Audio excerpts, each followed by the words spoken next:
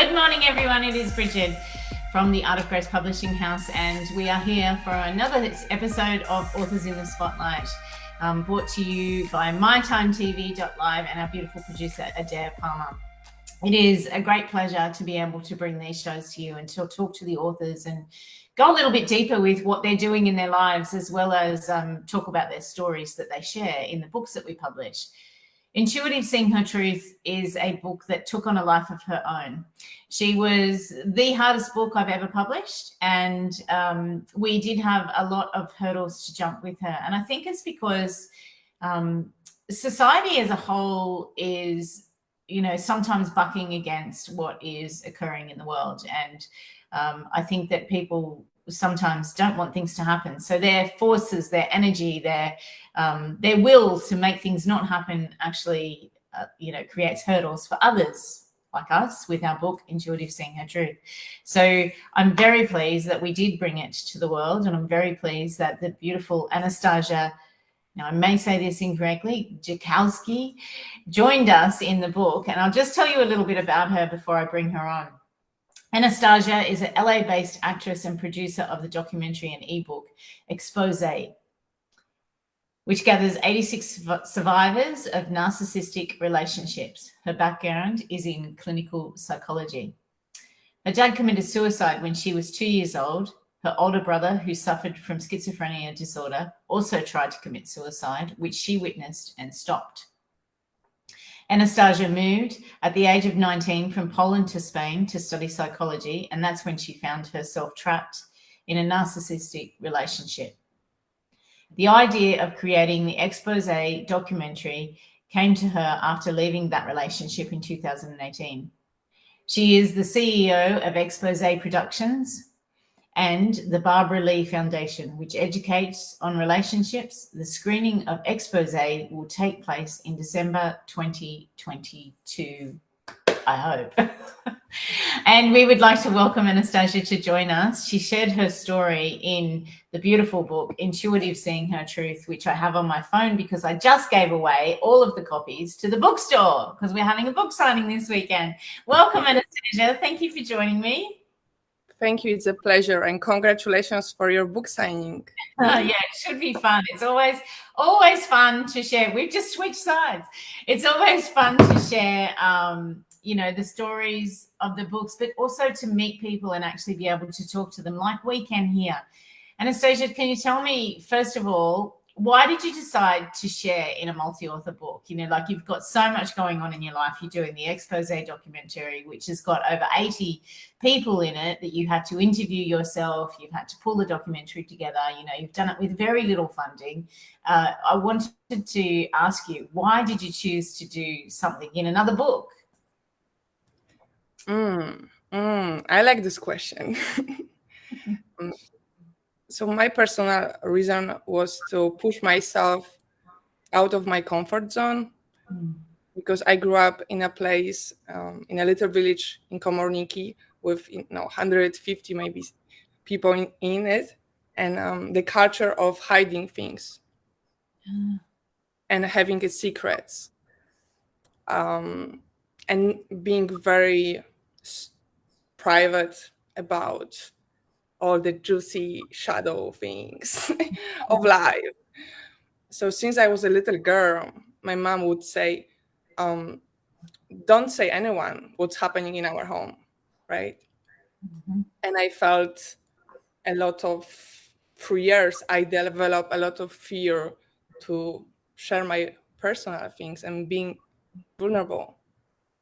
So when I heard that you were creating another series, I felt that, the whisper are like that feeling, I want to do it. And then I messaged you, and I still was feeling a lot of fear until the very end. Even now, when you're reading my bio, I was like, holy shit, like still it triggers me, and that's fine. So I feel like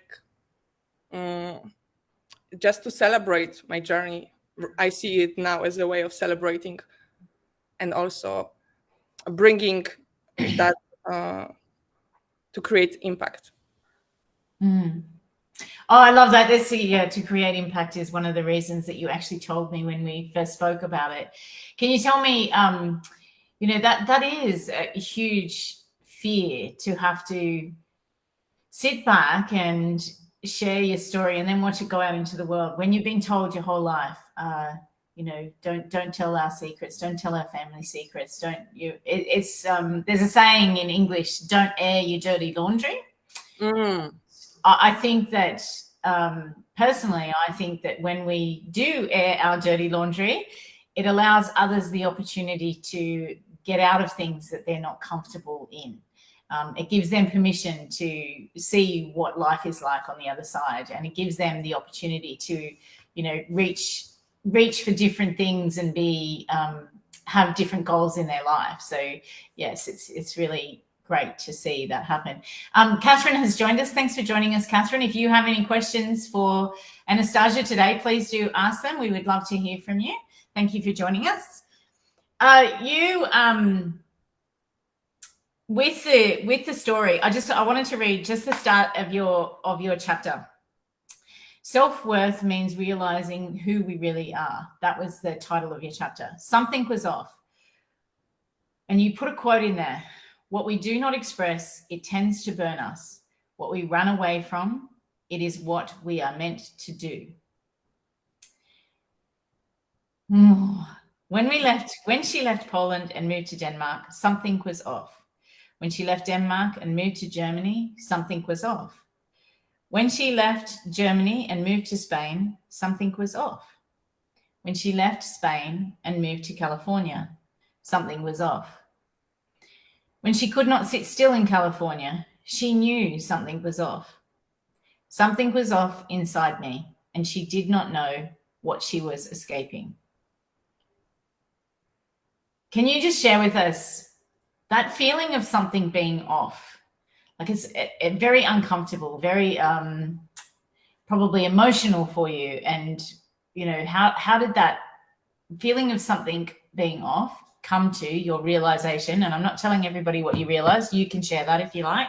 But it's, how did you know something was off, and what was that feeling like for you? And then how did you overcome it? Two big questions. Great question. How did you know? And that's the one I remember. Yeah. How did you know something was off? Like what is that feeling like for you?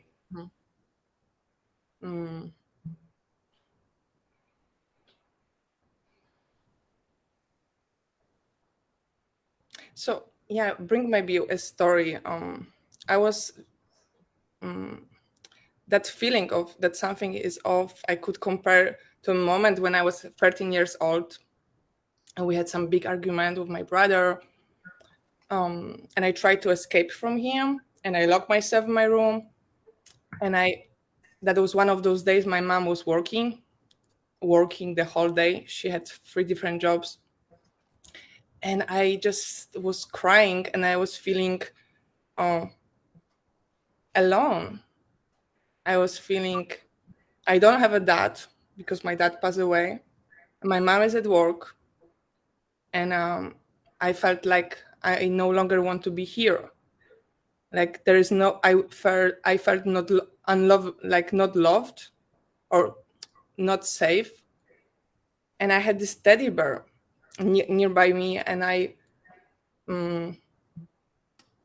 hug it. I put it nearby my chest, and I found a way of just, I think, in a genius way of creating a friend, somebody who was always there for me, right? But until that moment, so that was the moment when I realized why I'm alone, like why, like there's so much going inside, all that uncomfortable feelings which I was not able to speak or articulate. And that feeling of that my body is trying to tell me something, that my emotions bring some message, right? That emotions are not to resist them,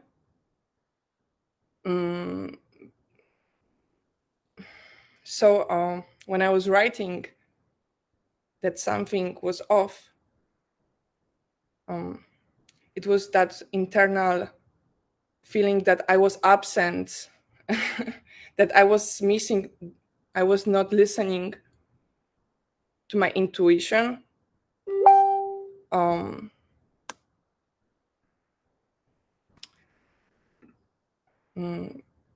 Yes, I feel like, Bridget, can you hear me still? I can still hear you, yes. Okay, good, good. I just wanted to be sure we are. Yeah, you're still live. So that was the feeling of being of that self-abandonment of myself, and trying to find that in relationships, trying to find that acceptance, which I couldn't get from my family and from myself. And that constantly escaping from one relationship to another abusive relationship, and just to realize that it's the same pattern, and it's all the reason why I end up in those 4 narcissistic relationships was that I didn't listen to that gut feeling, that stomach, which, or some weird feeling in my throat when I tried to speak and that person was over talking me. So that, did I answer your question? Yeah, that's the first part. So, you felt this, it was almost like an uncomfortableness, but you just kept on ignoring it. Is that right? So I kept ignoring that. Yes, it was uncomfortable. Right. I see that Catherine is writing, I know when I feel off, it's uncomfortable, and also dissociate as well. Yes. Right. So that was the word, dissociation. So when you were doing this, did you feel like you were almost living somebody else's life? Like, was it like as if you were, not present in your own life? It was somebody else's life you were living. Is that how it felt for you? Right. It felt like, like you said, like there is this sheet of paper, right? And it felt like I couldn't really fully see the world. It was like always something in my face. So I was not able to fully experience. And I knew there is something more, but I didn't know. It took for me to leave that village, right?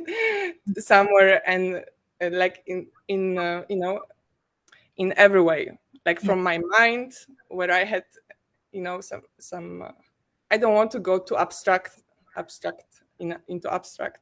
Am I speaking? Do you? No, that's great. That's a great way to explain it. I just want to say hello. Xavier's watching. She said, "Love your vulnerable share. Beautiful." Thank you. And yes, what you shared, what Catherine had said.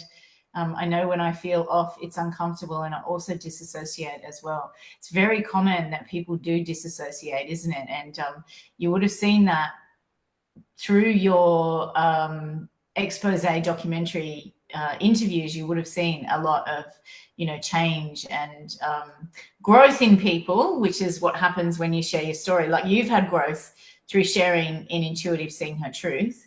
You've had even more growth through doing your documentary expose, and you've got this opportunity to you've given other people the opportunity, including Callie, who is watching. Callie J is watching. She says, "Hi guys, it's so good to see you, Anastasia. Thank you for sharing all your journey." Callie is one of the people who's in the expose documentary, and I think that it's a great way to see the growth in other people is by doing things that publish their work. So your documentary, you sharing in the book, and and we're able to go a little bit deeper when we talk to each other like this. So Catherine has actually asked a question. What moment led you to want to write a book? So Catherine, she has written a chapter in the Intuitive Seeing Her Truth story. But Anastasia is also doing the expose documentary, which she has brought together over 80 people and done interviews of them, and then is going to produce the ebook with that as well. So you can grab your copy of Intuitive Seeing Her Truth over on Amazon, and you can read Anastasia's full story in there, the one that she has shared, because we are made up of many, many stories, aren't we, Anastasia? And they're all so transformational. So yes. Yeah. I think Adair was trying to put up the link there, but it's coming up on the chat. You can connect with Anastasia and support the expose documentary by reaching out to her through the link at theexposenetwork.com. So, Anastasia, moving forward, yes, you had growth through that part of the journey, through the story, and you went through all of this this process. Then you thought that your dad left you and that it was part of your fault. You went through blame and unworthiness and you know, this fear of you weren't good enough and all those sorts of things that come with losing a parent in this way. And you did all this self-judgment, and you know, you went through this whole process. And I want to jump over that, because lots of people go through this unworthiness, and you know, not saying that it's not worthy of talking about, but we've got limited amount of time today, and I want to get onto the expose documentary as well. But in your chapter, you go from Auschwitz campus to pleasing others. Accepting others' opinions about the little girl's self-worth became her inner monologue. And in inverted commas, who do you think you are? You are not qualified. You are nothing without me. I made you. She used to put people on a pedestal because she believed the wrong stories about herself. Under her skin, the little girl believed that she deserved to be happy. Some of her relatives from her dad's family were fighting to survive at Auschwitz camp in 1944 in Poland. She was the miracle child. She was born 50 years after the war ended. Her family expected her to get a degree, get married in a Catholic church, and have 2 perfect children and raise them in a little village where I was born. She acted differently than anybody else in my family. She was aware that part of my DNA was designed to survive, and she also knew that she had a choice and she could thrive like Queen Elizabeth II. I think that that's, you know, that little excerpt from your... to Queen Elizabeth, right? Sending love to her. Oh, that was perfect at the time. You know, she was still thriving, and she thrived. Like, she's a woman who made it to that age, and her life was full of grace. She was an incredibly stern but beautiful woman, and you know, she did do good things for her country. Whether you like royal families or not, she did do good things for her country. And yes, she went through many generations of change, and she adapted as she went through. And I think that, you know, that's something that you are doing in your life. You're adapting as you go through. And to come from a family who was, you know, who had to survive through being in Auschwitz, it's incredible to know that there's generations alive today. And perhaps you took on narcissistic abuse because of the trauma your ancestors suffered. You thought that that was okay to be treated like that because that was in your DNA. You know, there's this belief that past trauma from your ancestors is carried down through your DNA. And that could be a reason why that you accepted a narcissistic relationship, that you know, almost welcomed it into your life. Nobody deserves to be treated like that. Don't get me wrong. And that's not what I'm saying, but it's something that, you know, to come from that past could be part of the reason why you accepted this. But back to the story, I want to know how you, you know, felt with that expectation that you should get married in a Catholic church, have 2 children, and live in the village that you are. But then you went to California. You know, you left first and went to Spain, and you've been in Denmark as well. And, you know, how did you end up in California when this expectation was on you? And how did you deal with that with your family? Mm. I like have my mom on the phone right now. My mom will tell you, like, why did she do it? My mom will be like, like, come back to Poland. I'm smiling through that story, but I think there was part of me which was more crazy, which like to do things out of um, just out of space and be a little unpredictable.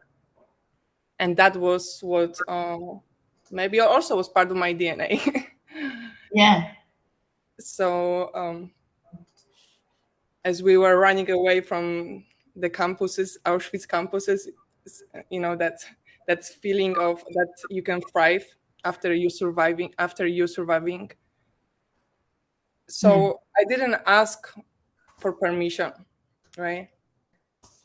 I didn't ask my parents for letting me to move to study at the age of 19 in Barcelona, to live there, because I knew my mom will not, support that, because I learned as a little child to find support somewhere else, and I was fine with that. So it was not the first time. It was bigger move because of it was out of the country, but somewhere on the way, I learned that support is something what you get from friends, but you don't get that from family. That makes sense. Yeah. Yeah, it's very true. You can't pick your family. I think it's chosen for you, is my belief. And they will often have expectations on you, on us. And when we don't fulfill those expectations, it is, disappointing to them, and they reflect that upon you. But people who do support you, if you surround yourself with those people, it can lift you up. Am I right? You are absolutely right, and that's why we are here, right? Yeah. So it has been journey with all authors, and also people who I mean authors are of intuitive. I grabbed the book here as well. um yeah, it was how many? 17 authors, right? 17. Yeah. Mm. And also I wanted to just add that with like that emotional support, it's something what my mom never got from her mom, right? So it was generations of that, of lack of support. So I couldn't expect that somewhere, like now knowing more about her life and her story. Yeah. So I don't have anger anymore or sadness. I feel that we need to always bring the bigger picture as adults, because of now I'm grateful that for every part of my story, because it made me who I am today, right? Mm. And I don't like it gave me bravery to come to California 3 years ago, right? Without knowing anybody, to Hollywood, and be like believing in myself, regardless of the thoughts. Who do you think you are? I still was believing in myself. Um, that I believe in miracle. Just I believe that there is um, things which are in the air all the time, like a sparkling egg. Yeah. And I think that that's true. You've created a miracle, because you definitely, embody this. I'm going to America, and I'm going to make a documentary, and I'm going to do all this. And did you know anything about documentaries before you decided to do this? Bridget, I didn't. I just had to check. Got it. One more time. Of course. I got the PhD. Well, it has been my passion and my dream when I left in 2018, my first narcissistic relationship in December, to create a video to actually find people who left those abusive relationships, and they thrive and they feel happy because of when I left that relationship, that narcissistic relationship, I felt suicidal. I felt like I, 5 years has passed by, and I was like slavering, and abandoning myself, right? So this huge sadness came, and I didn't know what to do with it, except that I had this dream. What if I could find people who figure out what to do with the sadness, with the grief, and they created something out of it.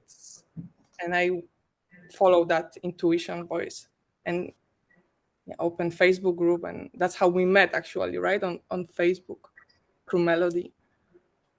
Yeah, it is. Yeah, through Melody. Yeah.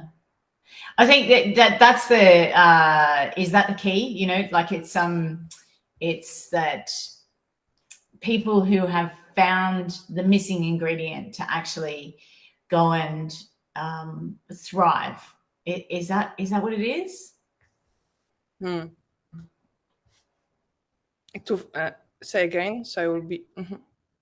Is that the missing? You said you used the word that you were looking for people who found the key to thrive after the relationship. Is that what comes out of the expose documentary? Well, I love what you said. Yes, I feel that the remedy for the solution. Yeah, that's the word. The remedy. The remedy is being found. Yeah. Yay! After we got to the moon, now we found remedies for abusive relationships, which, by the way, I feel is self-celebration. Self-celebration. Mm-hmm. Yeah. I like that. That's really good. The remedy is self-celebration. Let's go back to your chapter in the book and talk about romantic relationships. Being in a narcissistic relationship rises us to our highest self. All men leave like my dad left me. You cannot trust men. If you cannot control them, I'd better push them away so they can't hurt me. What the little girl was really saying was, I do not trust myself. I want to be in control. I'm afraid of intimacy because exposing my insecurities scares the hell out of me. I am scared to express my feelings because I am afraid that you will reject me. I want you to love me because I do know how to love myself. After she lost her dad, she was afraid of losing people around her, as she believed that the only way of not staying alone was by pleasing people. She was putting people with authority, her partners, her teachers, her bosses, on a pedestal, subconsciously seeing her own dad in them. By pleasing people with authority, she was subconsciously receiving attention and love from her dad. Anastasia, that's a very profound realization. Did this realization come before you wrote your chapter? I feel that during writing my chapter, mostly came in that to the place where I was really feeling it, that it's true, right? Like it landed on my body. Mm-hmm. Yeah, and I think that that's really true, because it's something that when you journal, when you write for a chapter in a book, when you share your voice through YouTube, through Facebook, through Amazon Live TV, whatever it is, it's then, I don't know, sort of like it opens you up to hearing more from your own intuition, or from the universe, or from source, or the divine, whatever it is that you call it, being able to release through that process. So what did the little girl do next? What did she do to heal herself? What was the process after you had this realization? Adair's actually said, realizing that when you did, many women carry that with them for years, if not always. Yes, that's very true.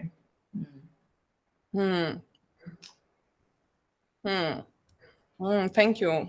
Thank you, Adair. Yes. I'm thinking now what I did. I feel like I gave myself a hug. Yeah, just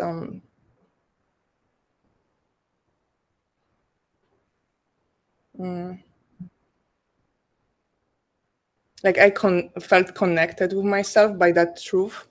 Accepted that as it came to me.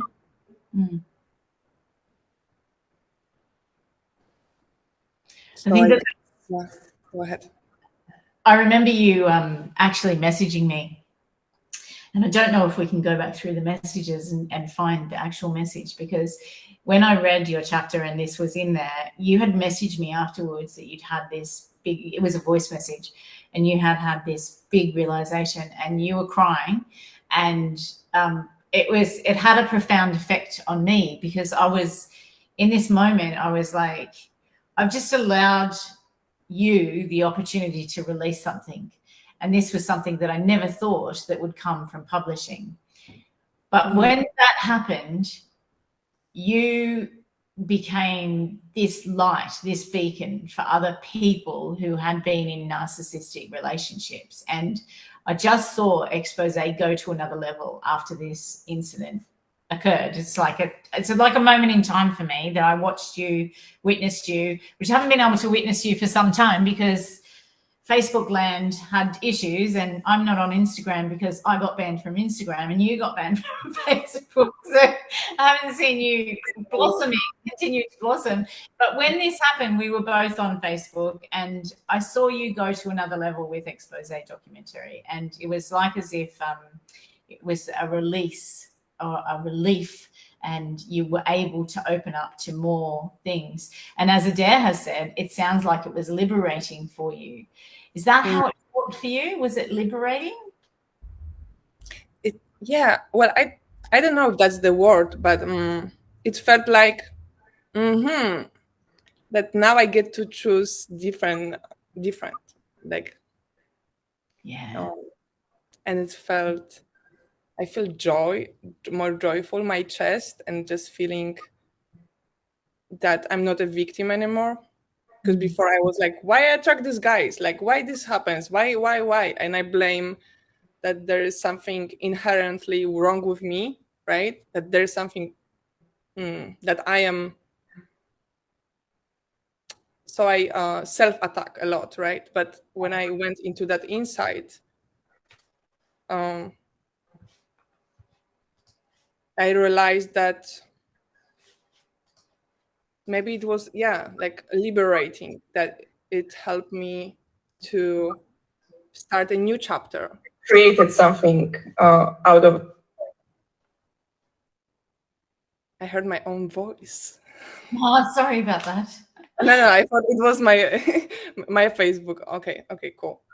So it made me realize that if I came so far, like, from the little village to make a documentary here with that kind of awareness, which was like the same pattern reliving, then if I have a new awareness, how far I can come, right? It made me feel like, wow, like the world is bigger than I thought, and I'm part of it.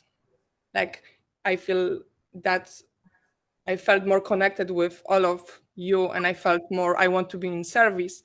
And that expose really felt like it's the time to give it birth, like give it to the world. Like, Beautiful. Great, great. It was an incredible moment for me, and one that I'll never forget. And I think that, for me, it was this. Oh, yeah, we lost you, I think, Brigitte, but we have. You have me. Hello. I'm just stepping in. Bridget has left the building, but that's okay. We'll keep talking. I was just typing a comment over on. I'll just finish it off if you don't mind, because that's what we do when we're live and things like this happen. I like this. I like how you manage it with such a peace and control. It feels. I feel like I have octopus arms and fly eyes, I tell you. Okay. So I've just popped the comment in there because I'm really curious about this documentary and I'd love to know a little bit more. So I'm going to show my own comment here, and I'd love to understand a bit more about how you went about it from birth to where it is now. Bridget's back in the studio, so I'm going to bring her in and then pop out and continue to produce. So here we are. All right. Wow. Magic. No, she's very clever, isn't she? I'm so glad that she's the one handling the back end of everything because I couldn't do it. So that question, that's a great question. The documentary, how did you go about it? How did you start? So I start from, like they say, from nothing. And what was your first step? Like, did you, I don't know, did you buy a video camera? Did you do, right. What did you do? I don't know how you start. How do you start a documentary? And that's actually a great question. And I even create a course on that, which I will release later, how to make your own documentary.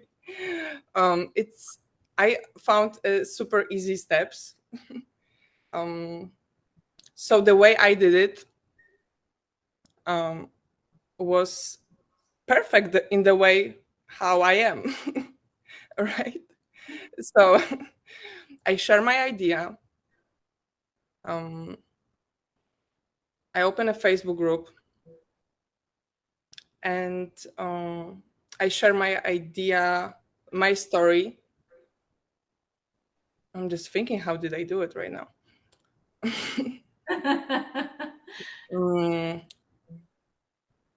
So I bring something here, like you asked me if I bought a camera. So I didn't buy a new camera at the very beginning. Most of the interviews were filmed on Zoom.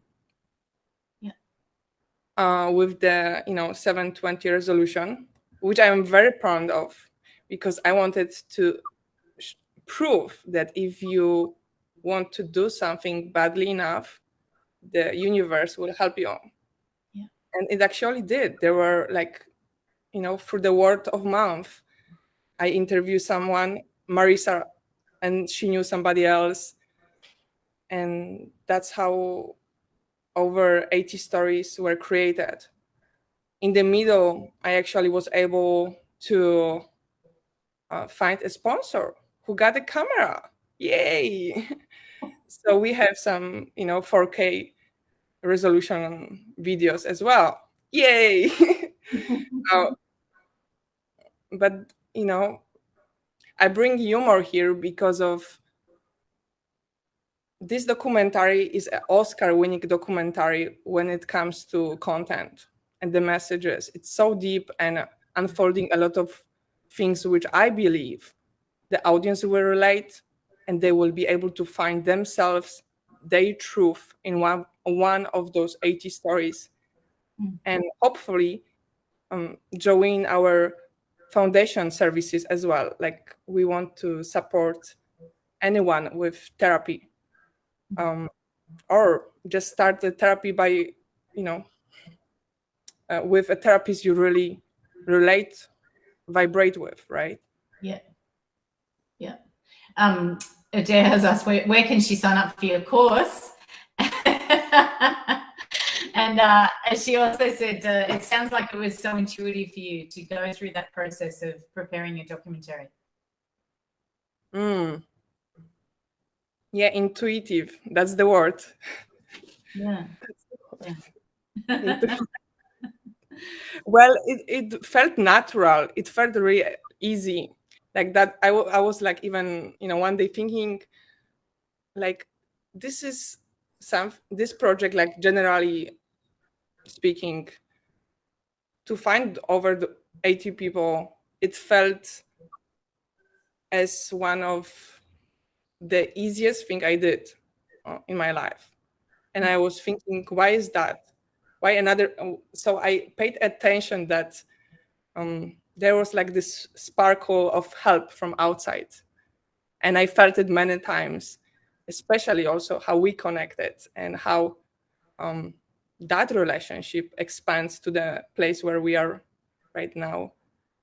In the same book where you invited me, I think you invited me. And I said yes. Anastasia,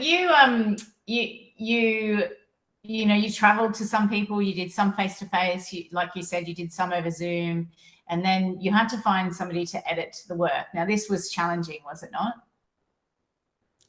Oh, wow. That was I would say it was a process of letting go of control, right? Because now it was not just me.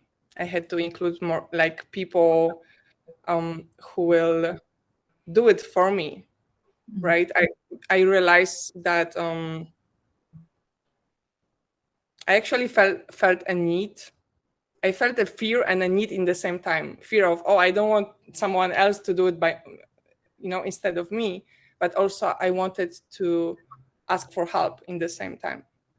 Yeah, you needed that level of professionalism brought to it, didn't you? Right. Like, it's going to be a documentary that we want on the national network stations across the world, and it's got to have that level of you said before, 4K or 720. It's there's a big difference. So how do you get somebody that has no experience like yourself to actually get it to that level that is going to be there? You ask for help.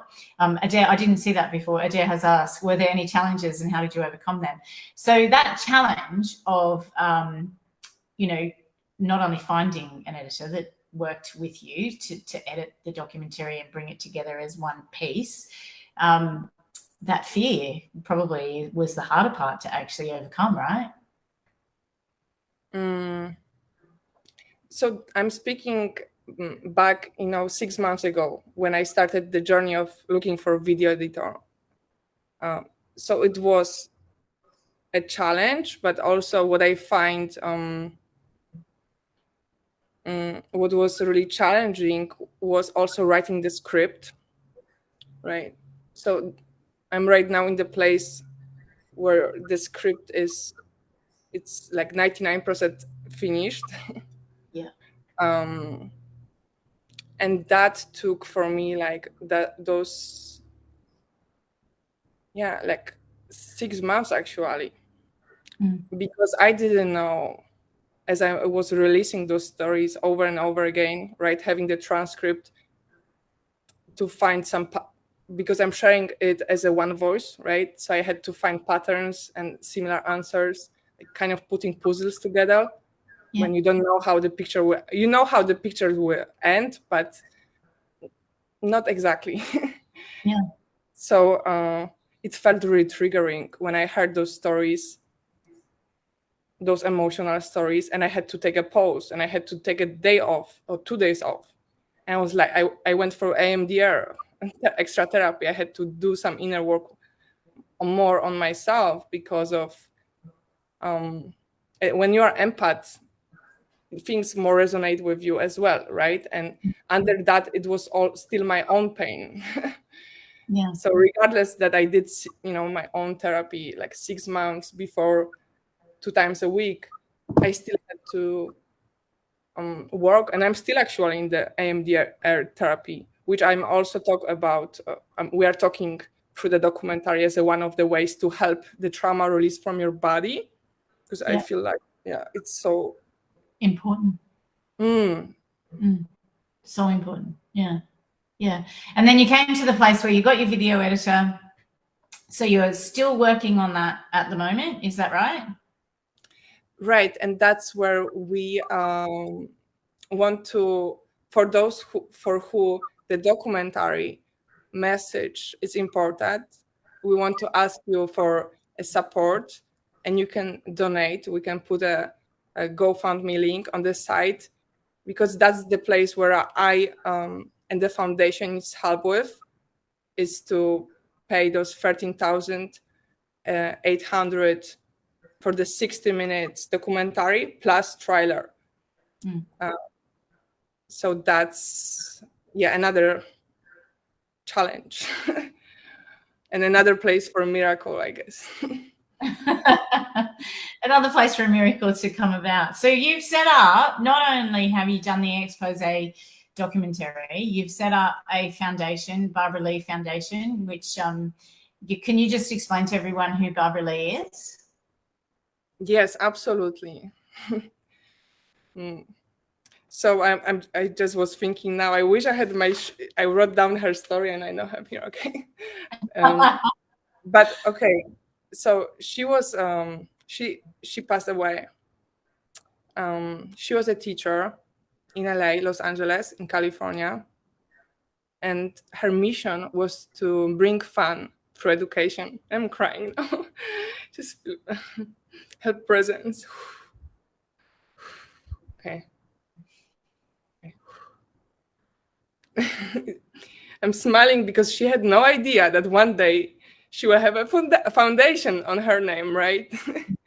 Yeah. And it's just, so her legacy, she was not only teacher, she was a philanthropist. She supported many nonprofits in Los Angeles and was on the board of many of them. And because of her philanthropy story and how that connected with our message of expose, when I met her son, David, he fully believing in what we want to bring to the world, he decided to donate part of her trust into, buying the camera, paying for the website, and the things which had to be done in order for the documentary to have foundation. And or setting up, right. So she was, I think, the symbol of many of us who never get to be seen when they're alive, but they work so hard and they put all their heart in what they're doing. And they're amazing in the work they're doing. They're making impact, but they never get to be on the big screen. Yeah. So I think that's the symbol of Barbara Lee, someone like an angel. Yeah. And angelic presence. Yeah. Yeah, and I think that the foundation itself has now taken on a life of its own. The Barbara Lee Foundation is going to help people. You're going to have courses where people who have been in narcissistic relationships can go to get help. There's therapists that are on board with the Barbara Lee Foundation. You'll have the books available, and the books will help to fund the Barbara Lee Foundation. And, there will be other funding that you get. You'll apply for grants and help people who've been in these situations. So what is the vision for the Barbara Lee Foundation? And can I add something also? Yes. Like when you go to Expose Network, and there is like a page for support, you can click there, and we are offering right now monthly like group coaching with Christine Foltz. She's one of our coaches, therapists. And that's something what we are right now offering for those who might be interested in group coaching. It's a little different than the one-on-one, but it's a way of feeling that energy of the collective as a healing as well, as you are healing yourself. So I feel that's also important. Yeah, so very important. And I can put later the link if okay. And what is our vision? So so before I would say would be to remember, like one time we were talking, I think on Facebook, that the purpose would be to delete, not delete, well, to delete domestic violence, like the abuse totally. But since that, it, it's like a huge and out of reality idea, because of there's more to that, why there's a domestic violence, there's more story, right? But what is our vision is to bring tools, especially to young adults and people under 20, for them to realize what are the types of abuse, and before that, to actually how to get in touch with yourself, right? How to recognize that something is off. So a lot of about the emotional intelligence, and also the vision is to bring, so that's through the therapy, right, mostly. But the purpose of creating this documentary and next documentaries, because exposure is ongoing, so our vision is to have TV studio where we are having live interviews, like letting you to share your story, and having that live therapy in a group with therapists who and the audience which can witness and give a feedback. So that's where also we want to, that's where we are aiming as well. Yeah. To go in, because of there's some power of the media and video, and I think that we can Don't mind yeah, hello to your doggy. always happens in live television, doesn't it? Well, the intuitive, the dogs, animals are intuitive. Yeah. So I want to summarize what you've said there. So we did Intuitive, Seeing Her Truth, which you guys can grab over on Amazon. And Kristen Foltz, who you mentioned, actually contributed to the first intuitive book, Intuitive Knowing Her Truth. There's a series of intuitive books, Intuitive Knowing, Intuitive Speaking, and Intuitive Seeing. And next will be Intuitive Feeling Her Truth. And you can grab all of those books over on Amazon. There's Intuitive Speaking Her Truth. And you can find the stories of many women through these books. And that's how we got to a deeper connection, through Intuitive Seeing Her Truth.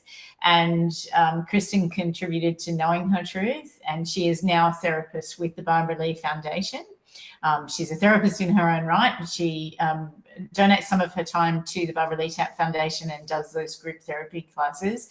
But the Barbara Lee Foundation is not just for people who have been through narcissistic abuse. It's to educate younger adults and teenagers on how to spot what red flags are and how appropriate relationship behavior is, and if they might be doing it themselves or they might be experiencing it from somebody else, and then they have the tools to actually either change the way that they behave and can make a choice that way, or they can change the people that they associate with and use the tools to not associate with those people. Am I right so far? I haven't finished. Yes, correct.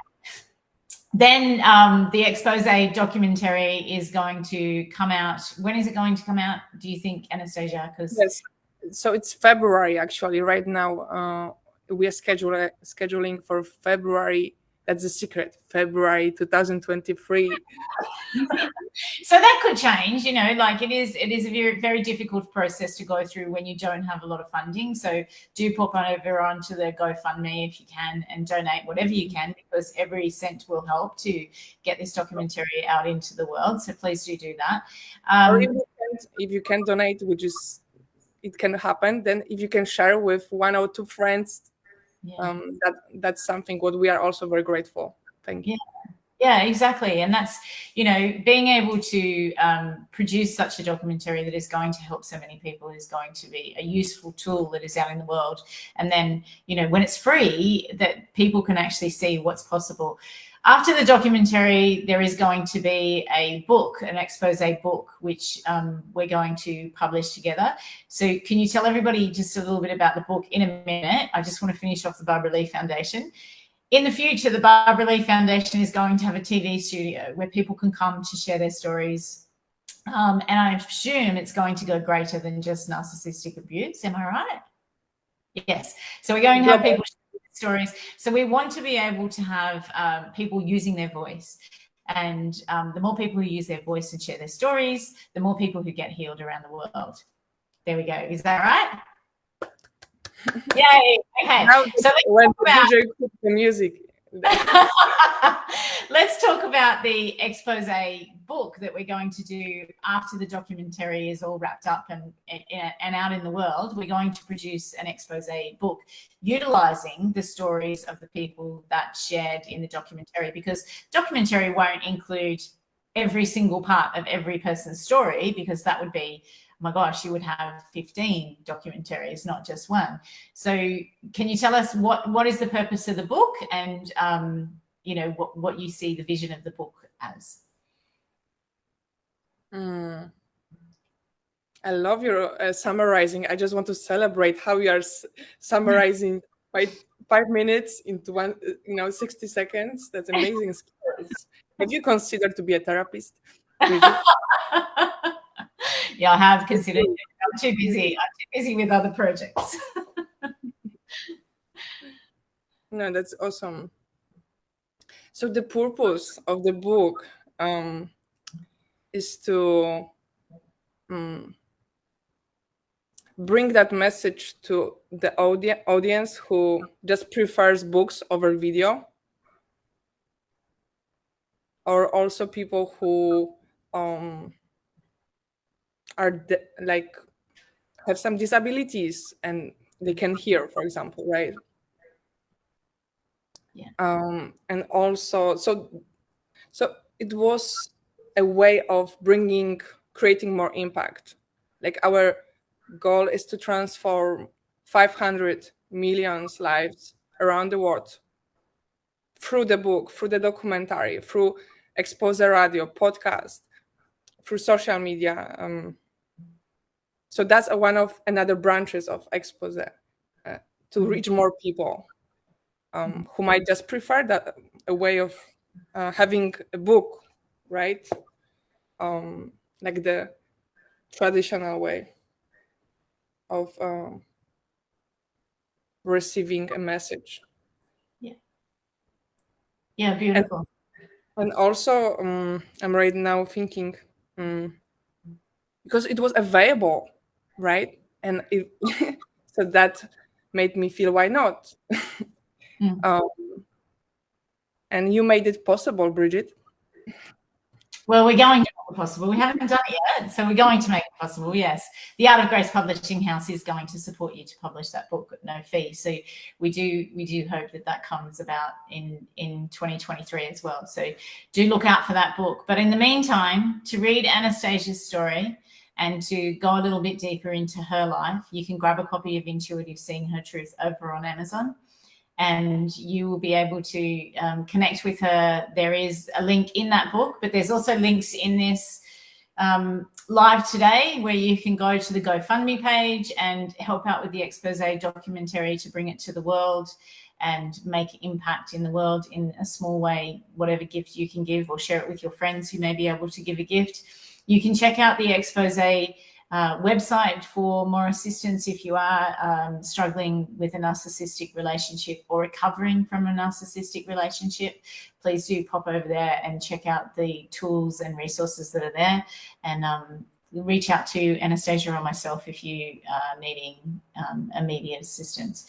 All right, take care, Anastasia. It's been brilliant talking to you, and we've covered a lot today, and it's so good when things happen. I had no intention of going this deep with expose because there was supposed to be other guests, and the other guests weren't able to attend. So it's awesome that we got to do this today. I'm so pleased, and we'll have to talk again in January so that we can get the expose documentary out into the world. Thank you so much. Yes, and that's actually the last thing I would like to ask, if I can. if there's anyone who feel they would be able to help us with promoting and getting that documentary up to those 500 million people, I also want to ask for contacting me through that website. There's, when you go to exposenetwork.com, there is like way of like icons, like there is an email. Yes. Yes, and thank you. Brilliant. We want the network, the heads of the networks to contact us, please. We want the heads of the network so that they will be running the documentary on their national television stations. Adair is happy to help. She has some contacts that she will be able to help you with. So that is fantastic. Thank you very much for producing the show and stepping in when I dropped off Adair today. Thank you, Anastasia, for being with us. And thank you, everybody who's watching either live or on the replay. It was great to connect with you. Thank you, Catherine, for your questions today. And yes, we will be back again soon with another show. Thank you for either live or on the replay. It was great to connect with you. Thank you, Catherine, for your questions today. And yes, we will be back again soon with another show. Thank you for watching today. Bye-bye.